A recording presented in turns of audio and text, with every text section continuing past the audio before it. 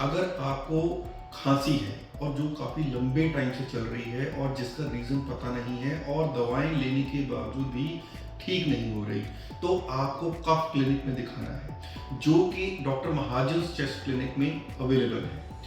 कफ clinic में हम कफ की जड़ तक जाते हैं और उसका रीज़न पता करके उसका ट्रीटमेंट करते हैं, जिसमें आपको 3 मशीन्स हेल्प करती हैं। नंबर 1 इज स्पायरोमेट्री, जिसमें हमें सांस ब्लो करना है फॉर 6 सेकंड्स। अगर आप जोर से सांस ब्लो नहीं कर सकते तो आपके लिए ऑप्शन है ऑस्सेलोमेट्री, जिसमें नॉर्मल ब्रीदिंग से भी अस्थमा या सीओपीडी का पता किया जा सकता है। और अगर रीजन पता लग गया है और ट्रीटमेंट कितनी देर तक देना है और क्या देना है, उसके लिए हमारे पास मशीन है फेनोटेस्ट, जो एक लेटेस्ट मशीन है। और ये तीनों मशीन्स डॉक्टर महाजन चेस्ट क्लिनिक में अवेलेबल हैं। Thank you.